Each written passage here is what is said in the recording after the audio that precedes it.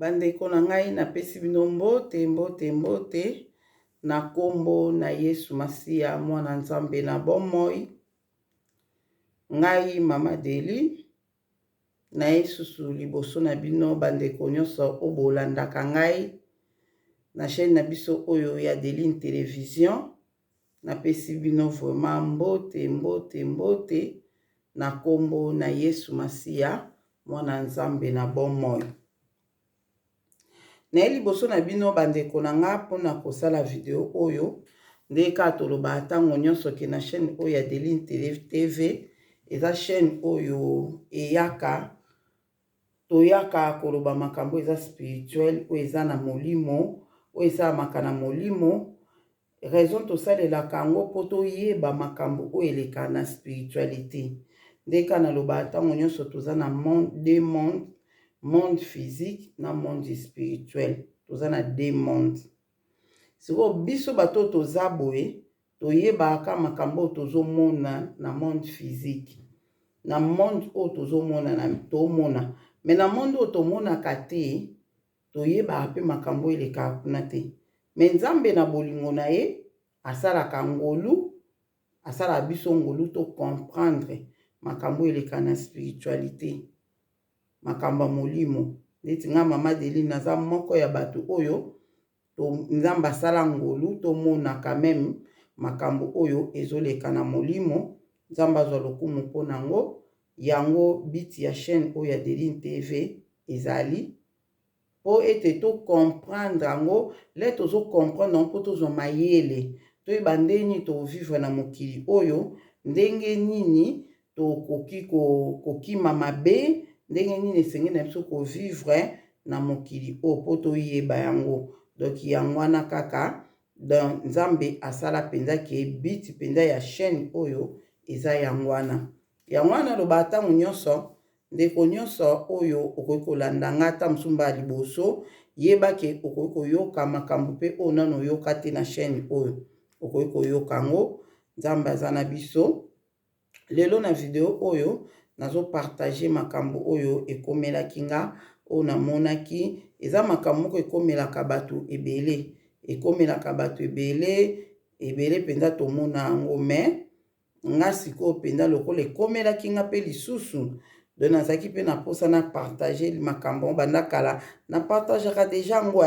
na partagera deja yango mais sikoyo ndenge namoni na comprendre yango susu vraiment na ndenge elekelaka yango nalobi ke na expliquer bino makambo yango bandeko na nga. Tobondela po ete Saint-Esprit azala na biso na video oyo tobondeli.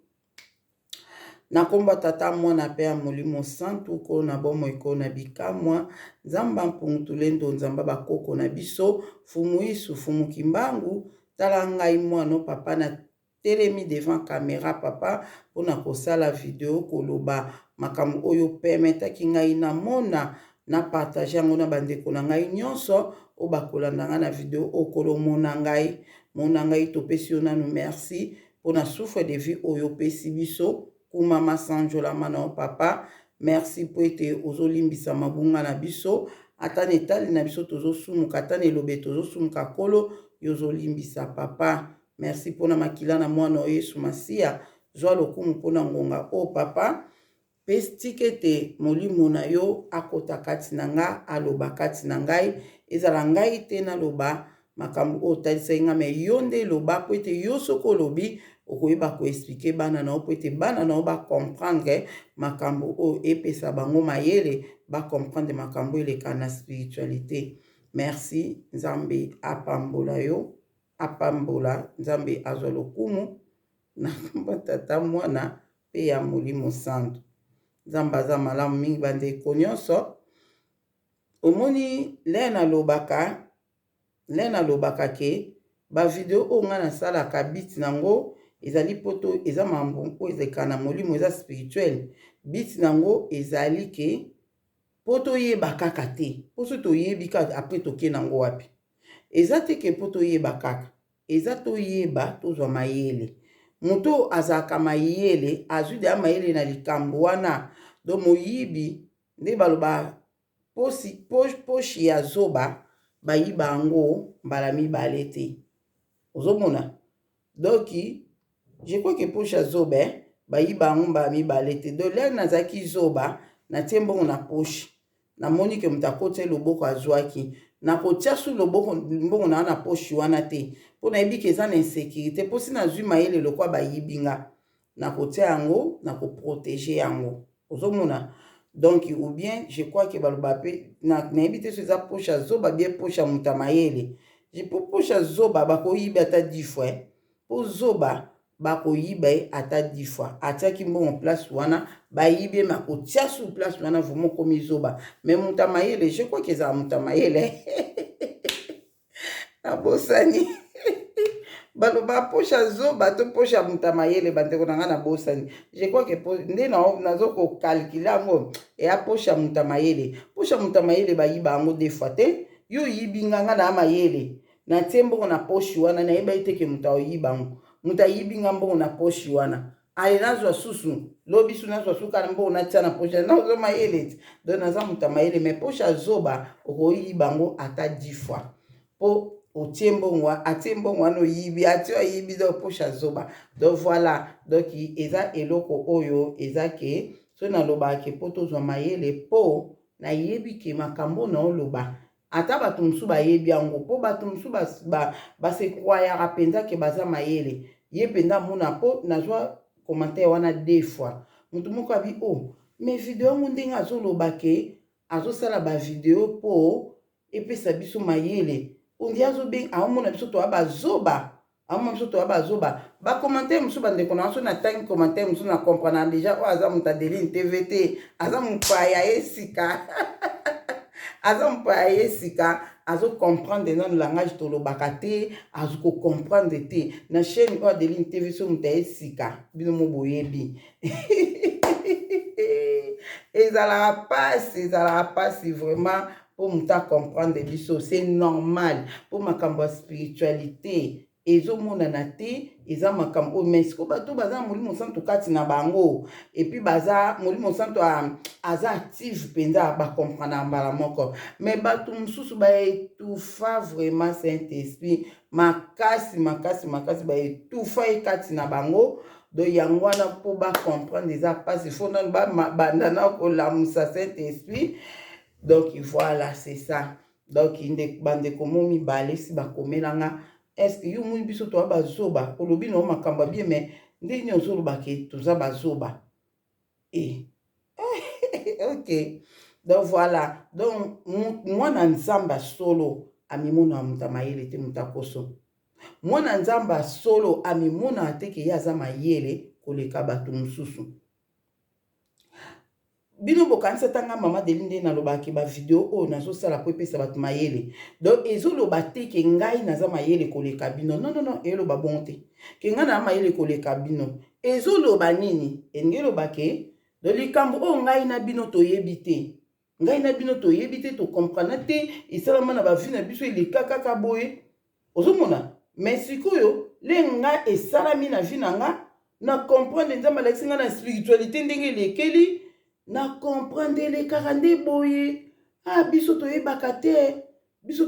te tika na yebisa bato bayeba bazwa pe mayele ndenge nga pe nazwi mayele mabeza pe omoni nzamba lobi o mikitisanga na otombola ye mutu ya orgueil kwa kota bokonza likolo eza pasi mutu aza na orgueil kati na ye nzamba lobi mambo nzamba vo comprendre yango mikomisa zoba longola mayele no bomoto intelligence na ya bomoto zwa yango tia yango pembeni mita zoba lobaka kenga na yebe eloko te na posa na apprendre ou comprendre ou ko apprendre makambo ebele ya nzambe oko apprendre makambo ebele ya molimo. Mais so ozo tiaka ke ngai siko bato bazala bongo boyebika batango wana bazala ndenge bazala mingi ba français bele na monoko do lokola yebi français makasi soka azo loba français penzo ozomona azo placer loko na place nango donc azo komimona ke aza mayele bato pele bazo yoka azo ba français kito babi ayeza kama mayele azaka intelligence aza mayele siko amitia pe boy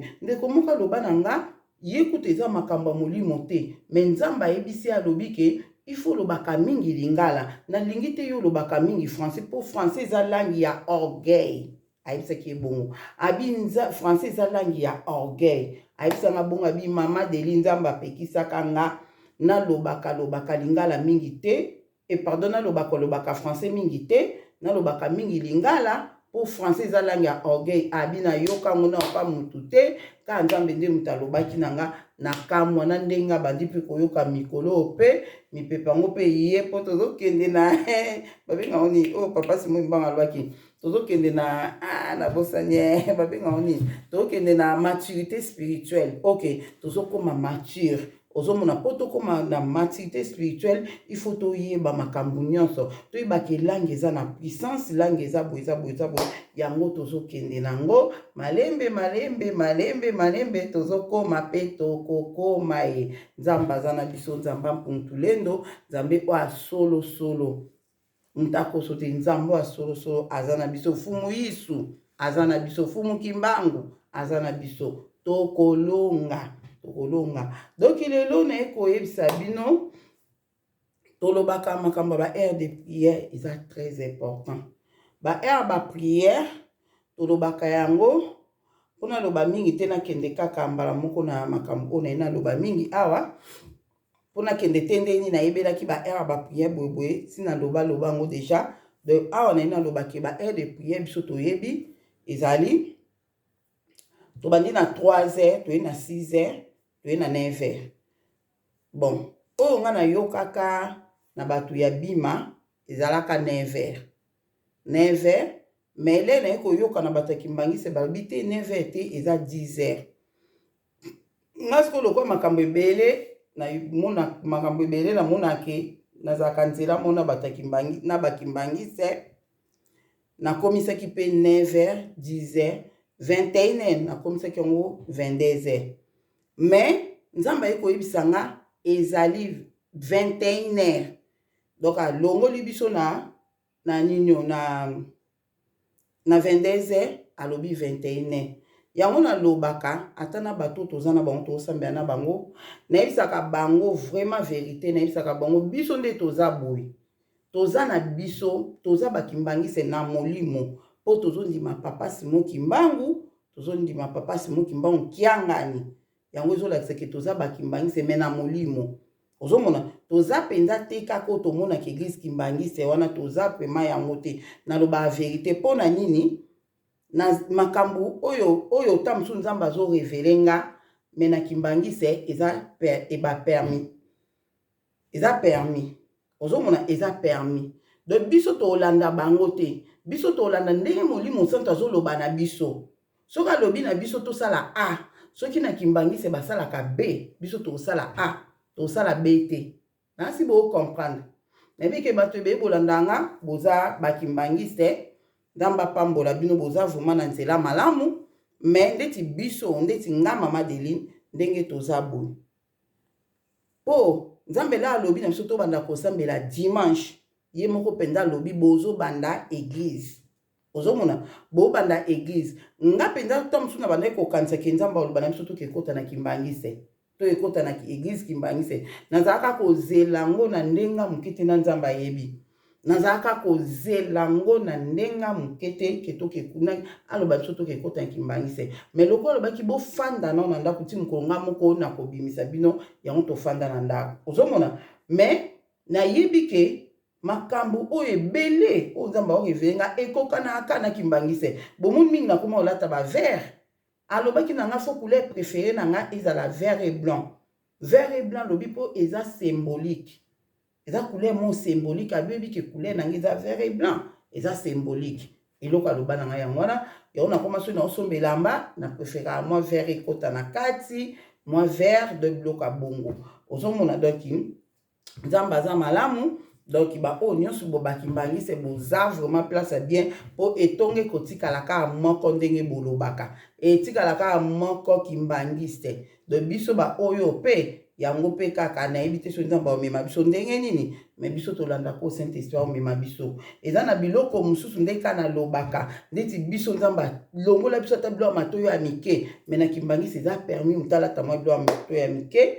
eza nango biloko mosusu ezali yango Yesu Masihi alobaki Moïse alobaka na bino bongo mpona mitema na bino makasi yango alobaki na bino bosala boye bozongisa boye ozomona do ezaka Nzambe azotala bato na ye ntango mosusu baza preti te ya kozala mpe ya matoi polele boyeboye mpo apedre bato na ye te botia ta ya mikie me bango motande bakoma kotia ozomona c'est ça bameshe na mutu bazwi bitambala bazipi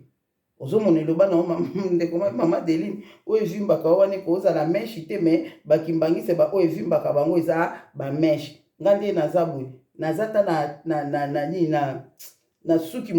nzambe na naza ta na kitambala na sete donc oyo nyonso ezaka suki na nga kitambala ka oyo natie ya léger yango kaka natie na suki na nga ezaka suki loko eza crépé eza tellement misuni yango nde evimbaka boye na kitambala ozomona so mpe nazalaki na suki boye te naokanga kitambala na nga zero kitoko ebimaka mpe bien ozomona namona bandeko to wana bango so akangi kitambala na bendi kitoko kitambala oka ezobima kitoko na mito batata suki eza nango ebele te donc voilà eloko ka bolimbisi mpo nde nakoti nango ya koloba ke biso tolanda oyo Nzambe azoloba na biso bosala boye bozongisa boye tozosala elambo badimanche mosusu oyo après retraite na biso po Nzambe moto alobaki na biso tolandi ni église moko tosambela na bapsaume do yango siko omoni na mutu mosusu ayo omona biboza bakimbangise ote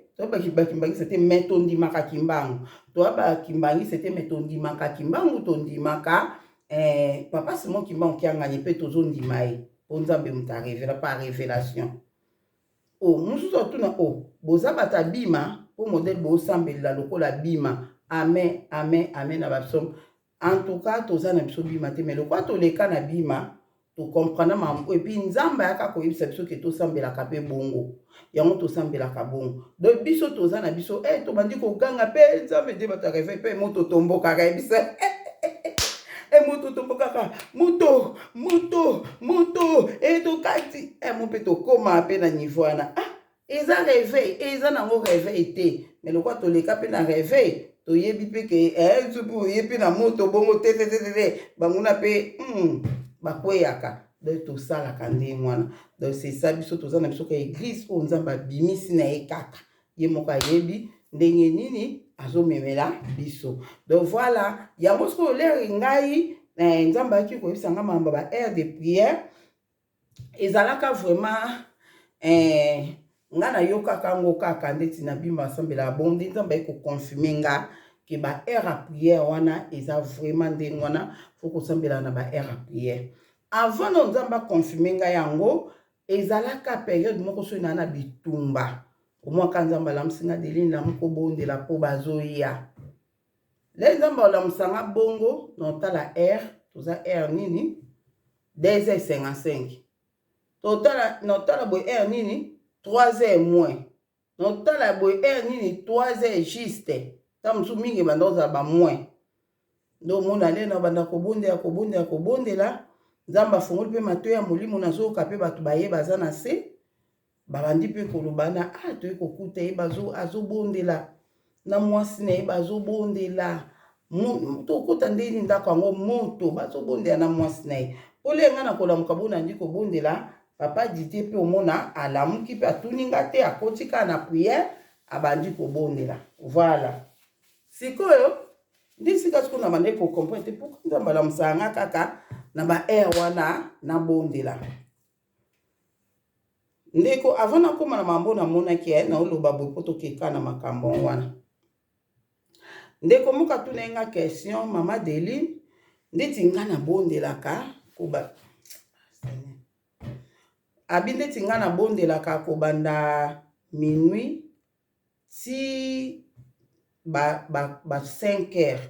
lokola naza na bitumba makasi nabondelaka mingi kobanda minuit ti 5h du matin. Est-ce que mabeto malamu nayebisaki nga abi eza malamu kobondela banda minute 5h du matin 5h du temps na prière ezali à terre surtout yo moko 5h du temps na prière yo moko nga so na fukami nabondela 5h du temps wana dona lobani so na fukami nandi kobondela so na ke na 5h du temps seke na mibungisaki donc komibungisa ngelo ba seke nde nafukamaki na bandi kobondela après swati molimo na nga ebimaki nake komona makambo moko boye le na kosusumuka nde namoni ekara 5 heures wana ozomona swati na bandi kobondela monguna ye afulinga mopepa mabe po emema nga na pongi le na kolala na nga wana ka ya ofukama na susumuki boye 5 heures du matin 5 heures di tobondeli te nabetela bino yango do bazoya koetufe nga mpo nabondelaka te ozomona tokóma na mambo na oloba oyo namonaki mais oyo mpe eza kaka eza leson oyo ezopesa bato donc ofukami obandi kaka kobondela boye nga mpe nando osentir o mopepe moko ya bien ezoya mobene osentir leka mopepe ya liboso kalere osentir ondima valu moko o nzambe na pamboli yo le ya mibale ezoya boye pa olali na poso ya kofukama osusumuka boye 5 heures du matin bando bandaki minuit na makuluku mabolongo ekomosala nga pasi wana eza monguna azokoetufe yo po ayebi kele yo ozosambela ezoderange mwasala makambo eza te mwe doki ayebi makambo oyo akosala po lokwa azosala bongo ayebi azoya koetufe po ayebi ke soki atiki yo na priere ezosala ye mabe ozomona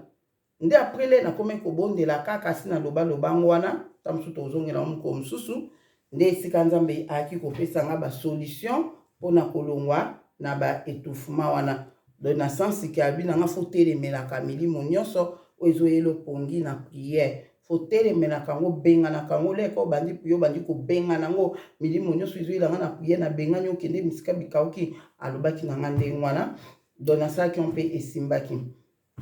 nde sikoyo mpona oloba sikoyo mamba ba heure ya priere donc ezokende kaka na makambo nde baetufaka biso mpo tobondela te mais biti ya video oyo eza makambo ya heure ya priere nde lenga nayaki nzambe ayaki kolobaki eza 21 te ezali 22 te eza 21 donc nga nalandaki bakimbangise nde balobaki nange ezalaka 22 ezalaka 21 te nde esika nga mpe natiaki 22 mais après nde nzambe akoloba na nga te 22 te 21 nde toakokomisa 21 mokolo oyo nzambe alobaki na biso ke 22 21 te 22 mokolo ngo tozalaka na retraite moko ya makasi nde esika sikoyo délivrance moko mwana moko azwaki délivrance wana nde esaki sikoyo ke bayaki koatake biso donc nzambe loko ayebaki na retraite wana bakoatake biso na 21 donc yango alobaki na biso 21 te 22 te 21 mpo na nini nzambe alobaki na biso bongo mpo ayebaki ke bakoatake bino na 21 na 21 wana olebi biso tobanda priere 21 tobandaki yango 21 10 minutes nde tobandaki na 21 10 minutes lokwa tobandaki na 21 10 minutes atake eyaki deya na 21 yango omoni bitumba ezalaki makasi ezalaki somo ma bitumba wana je crois que si na betango donc ana obetango te peut-être moko mosusu bitumba ezalaki makasi voma esika na yaki ocomprendre tobandaki priere retard ok tobandaki priere retard donc yango ndenge nalobake ere ya bapriere oyo boyebi oyo tosambelaka wana nde tolobi ke eza chaque 3 heures 6 heures 9 heures 12 heures 15 heures 18 heures 21 heures 21 heures et puis minuit donc eza ke baheure wana nzambe aesukanga chaque heure na bapriere nango ya kosambela mais nabosanaka na ngai yango en tout cas nabosanaka na ngai yango ndenge aesplike nga chaque heure na bapriere nango ya kosambela leloko bokoki kosenga na chaque heure nabosana ti lelo mpe azongisa te nzambe moko ayebi kaka pourkui sikoyo eloko nini nayi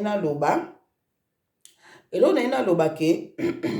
omoni na baheure de priere wana oyo biso tosambelaka nga na bino babolanda nga na baheure wana nalobaki deja ndeko moko aloba na nga mama Deline koma mutu akosambela chaque 3 heures du temps ekosimba te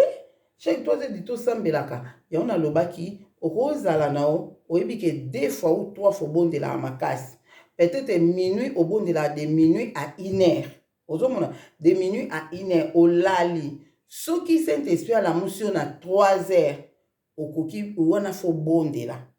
Saint-Esprit alamusi yo na ba 2h et quelque comprendre que na bitumba funa bondela eza pamba te oki posa masuba na ba air wana comprendre que koza nzambe alamusinga omoni pongi kata nyo na ba air wana comprendre que nzambe alamusinga de fo bondela mais so nzambe alamusi na yo te okoki kolala na o eza problème te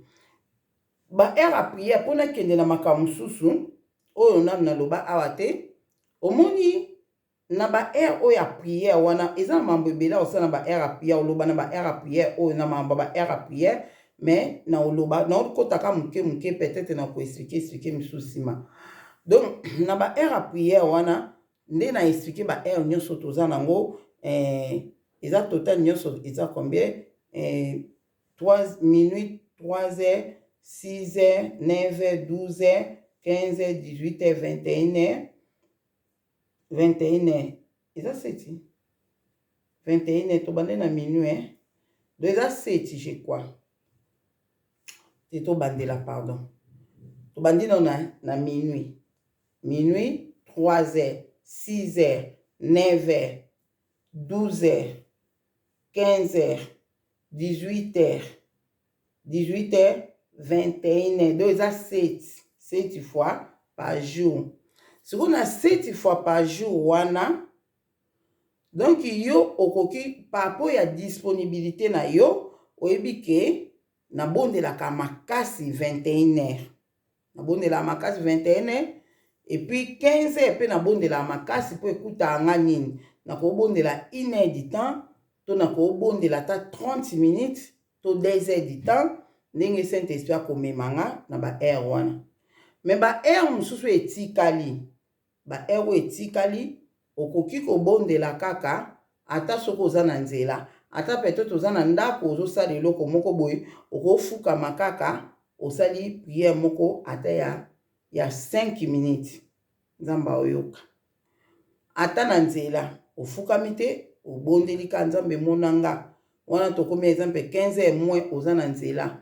ote na ka position mamnyoso osala tozokende nzambe monanga toni tokoma 15h limbisanga soki na salaki mabe moko limbisanga soki reproche moko ezali limbisa ngai na mabe na nga nyonso pe tolanga na makila ya mwana o Yesu Masiya pe nazopambola nde ozokomisa nga na 15h o lokumu nkembo ezozonga epai na yo oza nzambe na kati na ozobonda ozoloba bongo oza nzambe napesi so oza na situation moko mpe obondelaka nango opesa kaka napesi situation oyo na maboko na papa sembola loboko nazwa kimia kouta epai na yo batela ngai protéger nga contre bataki ya monguna satana batela libota na nga batela biso na kombo tata mwana pe ya molimo santu amen ezwi nga kutu pas même 3 minutes mais problème ezali ke obanda yango avant 15h de 15h ekuta yo so sengi déjà bolimbisi eloko eza important yango oyo biso toyebaka te 15h to 12h heure nyonso ya prière ekuta yo so sengi déjà bolimbiso ebike totosala yango te ata na baprière na biso tosalaka le tobandaka nano topamboli nzambe tozwi temps nga naloba yango moko le topesa nzambe merci tobandi kopesa nzambe merci normalement eza kaka eloko moko ya moke ale tokende kosenga bolimbisi nde moto eza nécessaire na première étape ozomona mais kosenga kopambola nzambe mpona heure wana nde bokomi eza pe nécessaire mais soki ozobanda na o prière na yo 10 minutes avant heure à prière obandi prière na yo lero obandi prière no 10 minutes avant heure à prière okomona ke ozwi temps na yo ya kopambola nzambe kopesa ye merci obandi mpe kosenga bolimbisi na yo mpe donc ti okoma na juste ekokuta yo mpe si déjà osengi bolimbisi oza deja ya kobongama po okota na prière. Pourquoi nalobi boye soki bakoatake yo na heure wana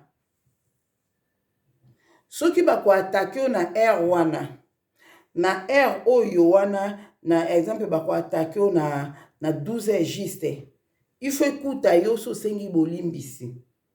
Ekuta yo so sengi bolimbisi. Ataki nyonso oba olinga kotia yo ekosimba te. Pona momana oza peto.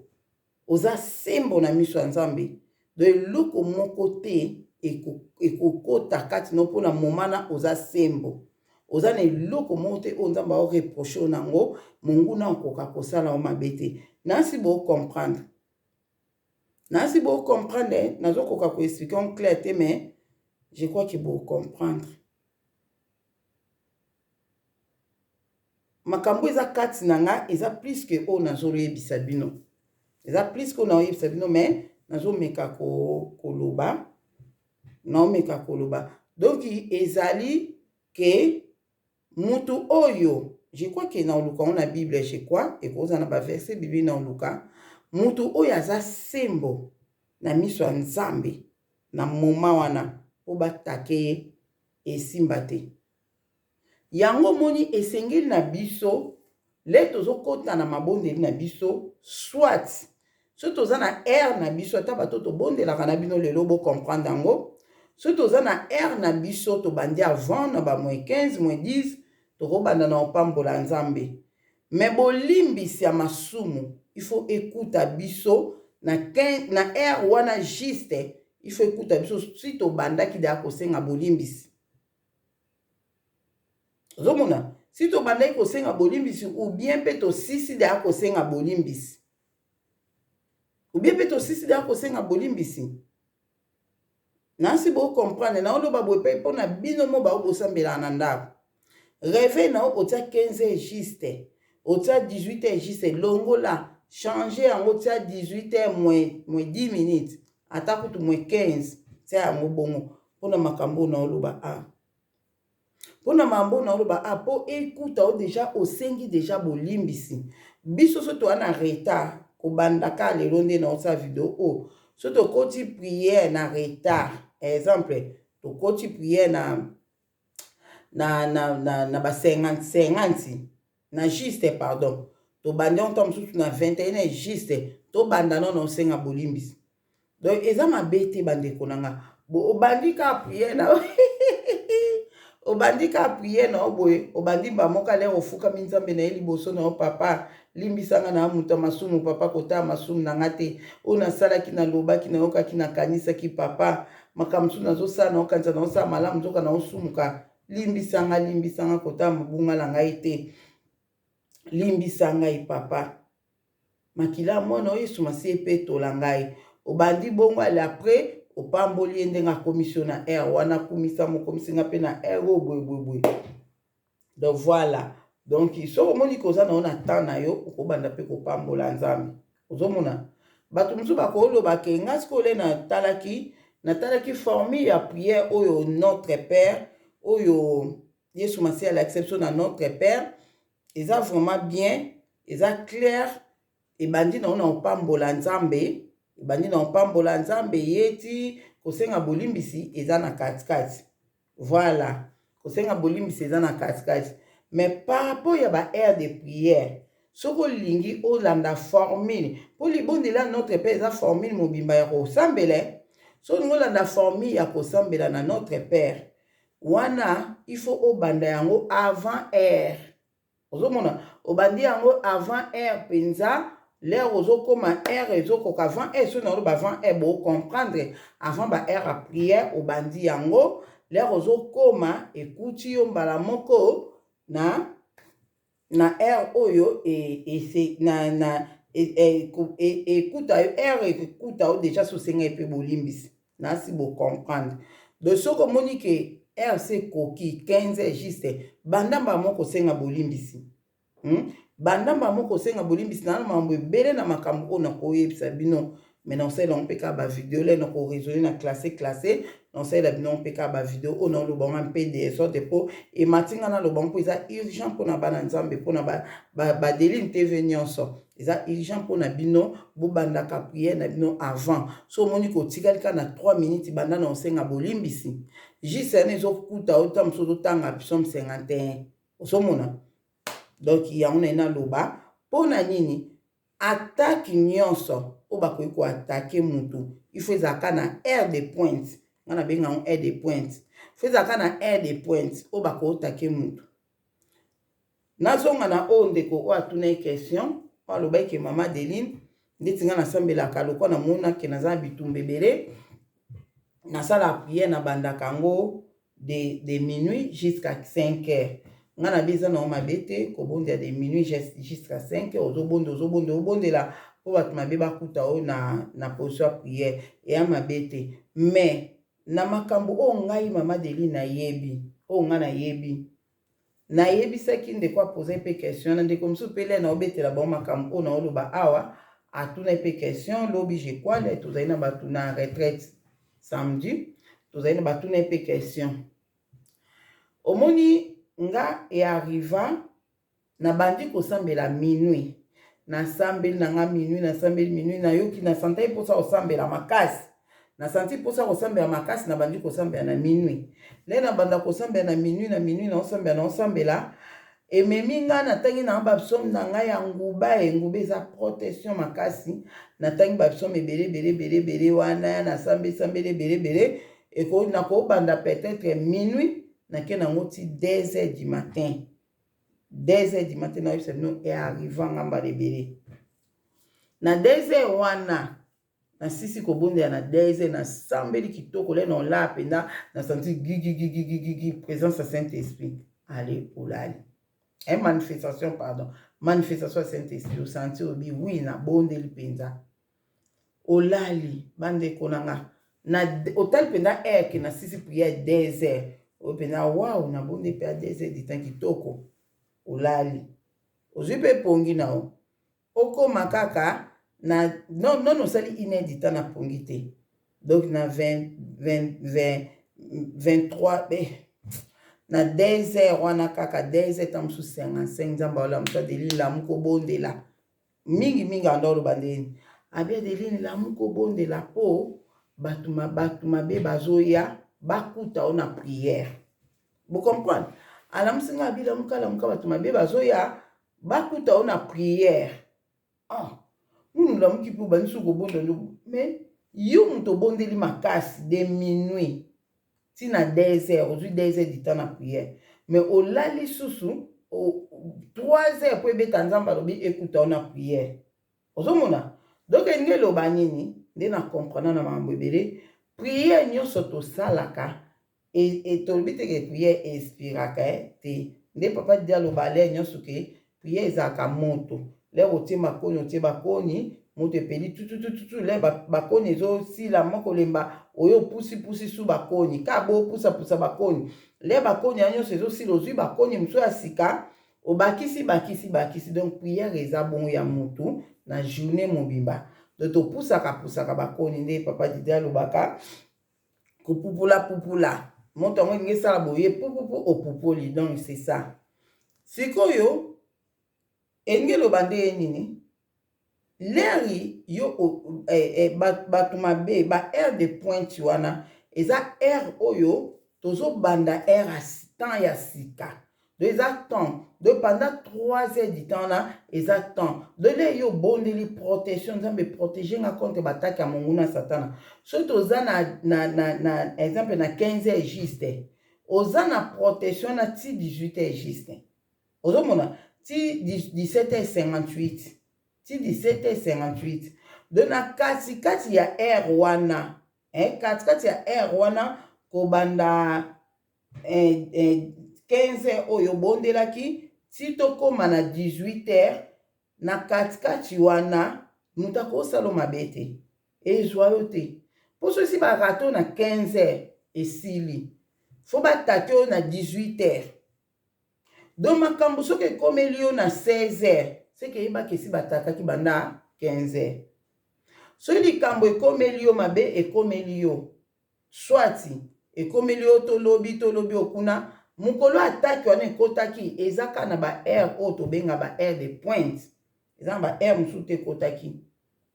ofandi boyoki motema pu ekangami yo otali aire boye toza 17 heures yebake ataki wana eyaki yo deja banda 15 heures attaque wana eyaki oyo déjà banda 15 heures oyo attaque wana eyaki sikoyo yango omoni nzambe ndeka nalobaka vaut mieux to prévenir que mieux vaut ko prévenir na likambo ekomela o te to se prévenaka na kosenga protection ya nzambe eza facile nzambe protéger nga mabe ekomela nga te eza facile mais kobimisa oyo se ekomelaki yo ezalaka facile te okoloba kaka te ke nzambe maladi oyo batie kati nange ebima na nkombo na yesu masiya mpe ebimi wi na bato mosusu ekoki kobima nango mais esengaka bandeka yesu masiya alobi bademo mosusu eza fo kobimisa bango kaka na nzela na jeûne et prière yebisanga sikoyo batakaki yo na 15 heures 17 heures to 16 heures yo okoti mabondeli ata gise ekotaki te si ofokóma na niveau moko obimisa yango ozomona okóma na niveau moko obimisa yango donc obondela eza te ke tolobi nde nalobaka boye eloko mosusu nabeta suse te kobondela eza kaka te ke nde toloba na baere wana eza mieux mpo baere batakaka biso sikoyo lia bango bazokoatake biso fo ekutaka biso toza na présence ya nzambe mwa ataki wana ekota na biso eza te ozomona mwa ataki wana ekotela biso eza te mpo ekuti biso na présence ya nzambe sikoyo baere mosusu wana okoki mpe kobondela na yo na ndenge nini exemple nakoki kopesa earrivaki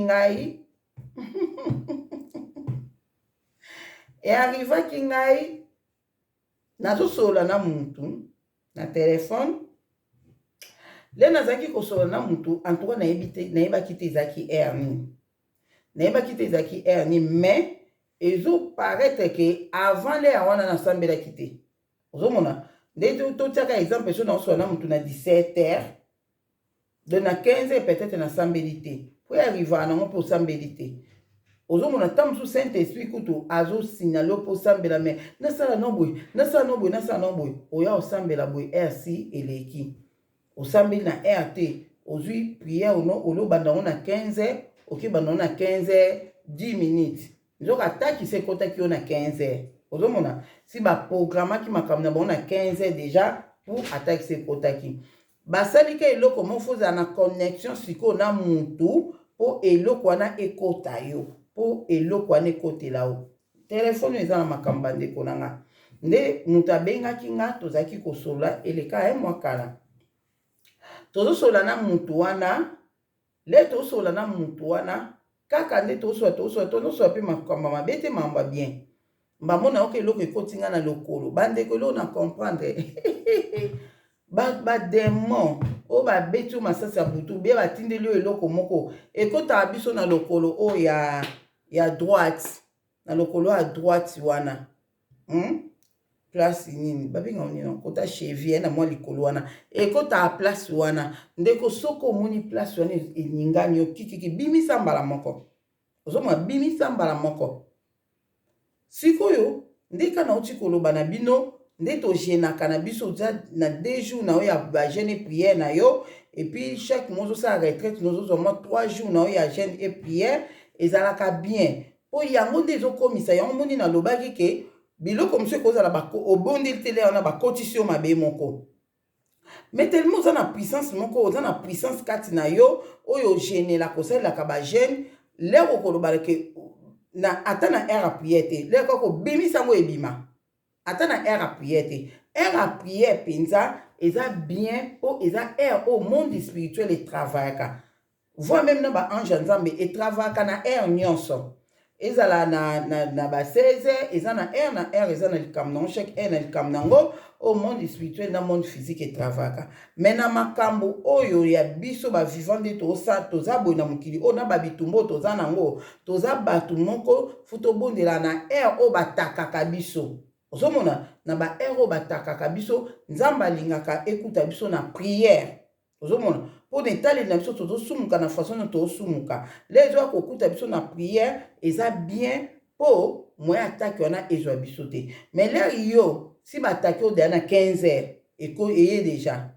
si babongisi kuna bainvoke makambo na bango basali baincantation pa bamoni ke balongi mpo ekutaki yo na prière te ozomona ekutaki yo na priere te balongi yo koti priere na retard obandi kosambela osisi priere batindi mutu na bango moko ye siko fa exécuter siko makambo basalaki deja abengo na telefone bosolola na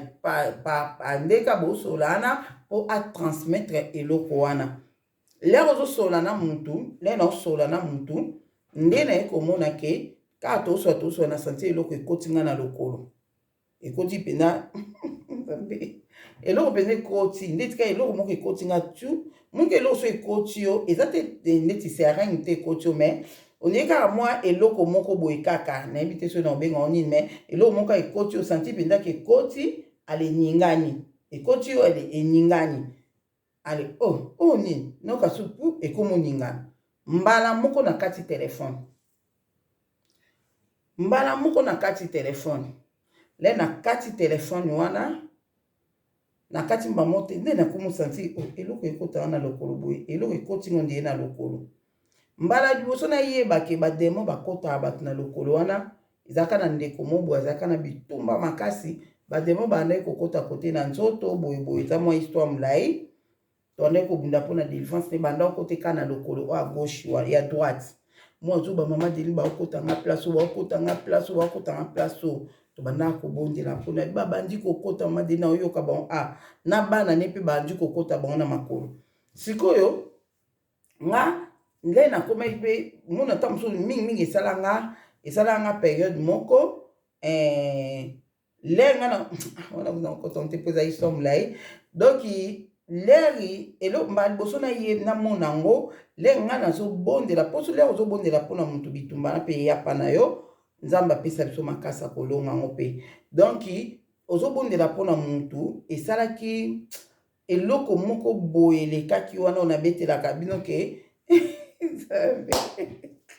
nakota nango te donc esika siko na komprenaki mpo na mopuseka nakota nango mwa ndambo mpo listolo makambo na obetela bino ezwa forme donc mokolo yango mokolo mosusu nazalaki na bango tozalaki mpe kobondela wana tosisaki kobondela mbamo bato bandi kokote na nzoto emonga na omona onde bavanti kapi oza na problème motuto nde na bandai vraiment kokoa mpe na makambo azoloba mpenza te omonaki wi aza mpe na bitumba mpo nzambe mpe azotalisa bitumba oyo aza nango mais oyo bato bakotanga na lokolo bakotanga na lokolo nga oyo bazokota mpe bana na nga na makolo na bana mpe dole ye kaka bandi oloba ye mama deli bakomokota mwana mpe ye mama awa mama okomprendre te siko nga siko nakomotelemela ngo nakomotelemela kaka simplace na omotelemela nayoka mpe kaka nga so na lokolo na santi même place na yebisa bino vérité bandeko même place bango na tika bango na salon nakota na chambre nga bi oyo ekomi likambo so bakoti mpe mpa na nga na bandi kobimisa bango bima yo nani oyo akota na nzoto na eza temple ya saint esprit ozokota ndeni oyo akota na nzoto na beninga be obosani adresse to nini na bimisa siko mokwana na comprendre mpe ke mwa mosana azoloba makambo solo bakote na nzoto bakote na nzoto ezalaki te bademo bandeko na makambo spirituel ezali mpoka mamu nyonso toyaka nango na bavideo te mpona mpe bareputation ya bato mpo moko likambo mpe moso ayoki likambo ne mpe boye akosepela te ozomona donc bato eza mpenza bato mpenza baza bademo te baza bato baza na baloge de le basalaka bavoyage na bango so ya mai so mpe nde nini donc eza kaka bizarre donc mokolo ya liboso nayaki koyeba ke mwa mwasi azoloba ya solo de bato bakotaka ye na nzoto wana mais après leka nango nazalaki kosola na ndeko mona telefone tosola na biso kaka nde nayoki susu ka même place onde eloko ekoti eningani bamonga bi nini eloko ekoti nga na bine ok c'est bon kasi natikuna nazwi urgence moko boye natika na bandi kobimisa eloko na bima na kombo na yesu bima nazobonda ezoningana ka oyebi moko biso bato toza mpe na nguya molimo santo kati na biso soki demo akoti na nzoto na ozala mal à l'aise omona abanda oningana yango moni obanda mpe kosentir yango mpo azoningana mpo azokuta akoti mpe moto mpe malgré akoti na brutalité na bete bino banyoka oyo bakotaka bamoluka ndenge obima ozomona nde sikoyo nazobimisa ebima na komo azobima te bima bandeko na nga mbala moko oyi ke kutu ozelisaka te tozala vraiment po tozelisi mingi bakufaka aboye. Mbala moko nakenda nazwi mai na bondeli makila na Yesu mai na bandi kotia mai place wana otia mai place wana azoninga bouger na tie mai makila na Yesu na juste mafuta huile d'onction na bandi kopakola mafuta place wana ekimi puna musapa munene komo ninga na pa kimi sukoto pa nazolande place nyonso azokima azoluka mata pa nazolanda tia ba moko abimi na okikimia abimi. Ozomona donc voilà donc elo na ina loba ke attaque wana ba programme comme déjà ko banda fe yala na 15 juste nde ba programme ki attaque wana